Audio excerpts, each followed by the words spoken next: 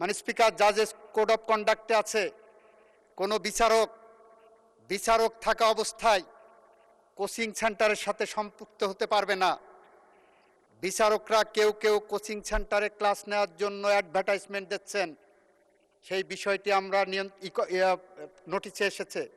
আমরা তাদেরকে নোটিশ দিয়েছি যে এরকম মিসকন্ডাক্ট তোমাদের দ্বারা হচ্ছে। কোনো বিচারক ফেসবুকে কনস্টিটিউশনাল লয়ের এক্সপার্ট হচ্ছে। বাংলাদেশে গার্মেন্ট সেক্টর রপ্তানি বাণিজ্যে সবচেয়ে ভালো কাজ করে, আর একটা সেক্টর জন্ম হচ্ছে, সেটা হলো সংবিধান বিশেষজ্ঞ। মাননীয় স্পিকার, পৃথিবীর যে কোনো দেশে বাংলাদেশ থেকে সংবিধান বিশেষজ্ঞ এখানে রপ্তানি করা যাবে।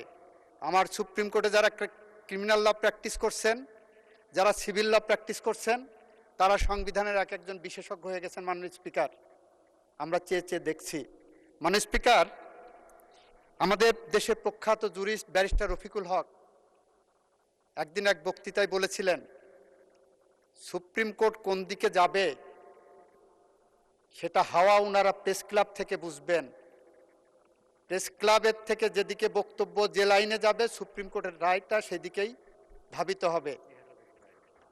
আমাদের সুপ্রিম কোর্টের সম্পর্কে উনি আরেকটা কথা বলে গিয়েছিলেন, যখন সুপ্রিম কোর্ট নিজের স্বার্থ রক্ষার জন্য প্রয়োজন হয়, তখন সুপ্রিম কোর্ট সেই রায় তার পক্ষে নিজের মতো করে দেন। তার জ্বলন্ত উদাহরণ হলো 8th অ্যামেন্ডমেন্ট জাজমেন্ট। 8th অ্যামেন্ডমেন্টের জাজমেন্টে 102-তে বাংলাদেশের সমস্ত জেলা থেকে, বিভাগীয় শহর থেকে সুপ্রিম কোর্টকে ঢাকাতে নিয়ে সেই ইউনিটারি ফর্মে রেখে অন্য কোথাও সুপ্রিম কোর্টের ব্রাঞ্চ করা যাবে না বলছেন। অথচ আর্টিকেল 101 যদি কেউ কনস্টিটিউশনে পড়ে, 100-এ আর্টিকেল 100-তে বলা আছে মাননীয় স্পিকার যে সার্কিট ব্রাঞ্চ করতে পারবেন। আর্টিকেল 100 অব দি কনস্টিটিউশনে বলা হচ্ছে সুপ্রিম কোর্টের সময় সময় ব্রাঞ্চ হবে বিভিন্ন জায়গায়, কিন্তু সুপ্রিম কোর্টের জজ সাহেবদের তো ওখানে যেতে ভালো লাগে না, কারণ ওনাদের কুমিল্লা যেতে হতো, রংপুর যেতে হতো, যশোর যেতে হতো। সেই কারণে আর্টিকেল 100 অব দি কনস্টিটিউশনকে এখানে দেখেন রিডান্ডেন্ট করা হয়েছে। বলা হচ্ছে 100-এ রাজধানীতে সুপ্রিম কোর্টের স্থায়ী আসন থাকিবে, তবে রাষ্ট্রপতির অনুমোদন লইয়া প্রধান বিচারপতি সময়ে সময়ে অন্য যে স্থান বা স্থানসমূহ নির্ধারণ করিবেন, সেই স্থান বা স্থানসমূহে হাইকোর্টের বিভাগ অধিবেশন অনুষ্ঠিত হইতে পারিবে। এই আর্টিকেল 100-এর পথে প্রধান অন্তরায় হয়ে দাঁড়িয়েছেন এখন। এই 100-কে বাস্তবায়ন করার জন্য জুলাই চার্টারে একটি অনুচ্ছেদ দেওয়া হয়েছে। সেই জুলাই চার্টার এবং আর্টিকেল 100-এর উপরে প্রধান অন্তরায় হয়ে দাঁড়িয়েছে এখন 8ম সংশোধনের রায়। মাননীয় স্পিকার, বিচার বিভাগের স্বাধীনতার যে ধারণা ওয়ার্ল্ড ওয়াইড, সেই ধারণাটা হলো একজন বিচারকের নিয়োগ কি হবে। এখানে যে স্বাধীনতার কথা বলা হচ্ছে সেটা হলো নিম্ন আদালতের স্বাধীনতা। উচ্চ আদালতে আগেই বলেছি কনস্টিটিউশনালি প্রোটেক্টেড। আগেই বলেছি উচ্চ আদালতের জাজদের চাকরি থেকে শুরু করে সব কিছু কনস্টিটিউশনালি প্রোটেক্টেড, এইটা নিয়ে কারো কোনো দ্বিমত নাই। এখন আসেন অধস্তন আদালতের কথা। মাননীয় স্পিকার, অধস্তন আদালতের একজন বিচারকের স্বাধীনতা নির্ভর করে কয়েকটি জিনিসের উপর, কয়েকটি উপাদান। তার প্রথম উপাদান হলো তার নিয়োগ প্রক্রিয়ার স্বচ্ছতা। দ্বিতীয় উপাদান হলো তার চাকরির নিশ্চয়তা। তৃতীয় উপাদান হলো তার ট্রান্সফার বদলির নিশ্চয়তা। চতুর্থ উপাদান হলো তার ডিসিপ্লিনারি অ্যাকশনে যাতে অবিচারের শিকার না হয় সেটা নিশ্চয়তা। মাননীয় স্পিকার, আমাদের দেশে একটি বিচার বিভাগীয় রিক্রুটমেন্ট কমিশন আছে, যার প্রধান হলেন আপিল বিভাগের একজন বিচারপতি। সেই নিয়োগ নিয়ে বাংলাদেশে এখন পর্যন্ত কোনো প্রশ্ন উত্থাপিত হয়নি, সেখানে সরকারের কোনো হাত নাই। আমাদের বর্তমান মাননীয় প্রধান বিচারপতি ছিলেন ওই বিচার কমিশনের প্রধান।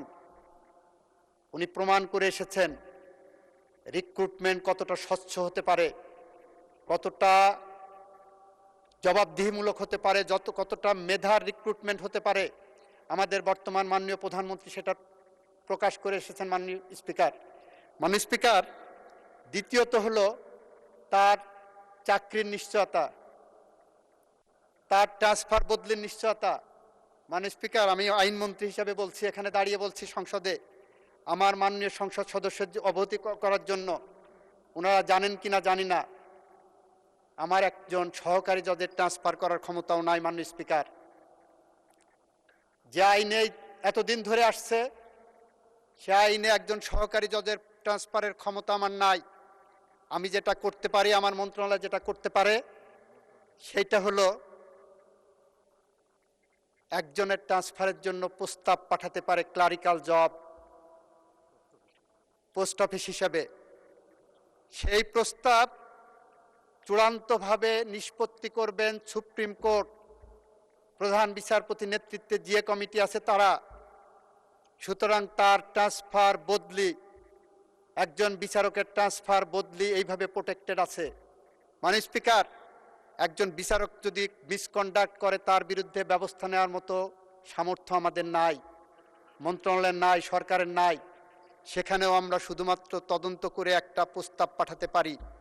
Ultimate decision making authority supreme court. মাননীয় স্পিকার, ওই দিন বলেছিলাম সুপ্রিম কোর্টের এই ক্ষমতাটা রাষ্ট্রপতির হাতে ছিল চতুর্থ সংশোধনীর মাধ্যমে। পৃথিবীর ইতিহাসের অন্যতম ঘটনা যে সামরিক শাসন এসে বাংলাদেশের মানুষের অধিকার ফিরিয়ে দিয়েছিল। রাষ্ট্রপতির হাত থেকে এই চেকস অ্যান্ড ব্যালেন্সের জায়গাটা এনেছিলেন শহীদ রাষ্ট্রপতি জিয়াউর রহমান পঞ্চম সংশোধনের মাধ্যমে। এটা জুরিসপ্রুডেন্সের ইতিহাস মাননীয় স্পিকার।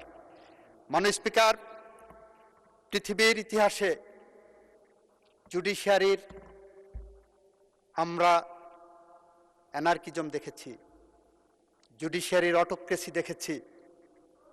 আমি যুদ্ধাপরাধ ট্রাইব্যুনালে শেখ হাসিনার মামলা আর্গুমেন্ট করতে গিয়ে বলেছিলাম, 1661 সালের একটি মামলা রেফারেন্স দিয়েছিলাম ব্রিটিশ আদালতের।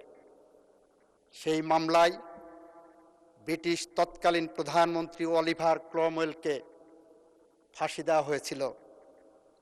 অলিভার ক্রমওয়েল 1958 সালে কিডনি রোগে আক্রান্ত হয়ে মারা গিয়েছিল। রাজার এতটাই ক্ষোভ ছিল, বিচার বিভাগের মধ্য দিয়ে একজন মৃত ব্যক্তিকে ফাঁসির আদেশ দিয়ে কবর থেকে তুলে এনে 61 সালে ফাঁসি দিয়েছিলেন 3 বছর পরে, মারা যাওয়ার 3 বছর পর।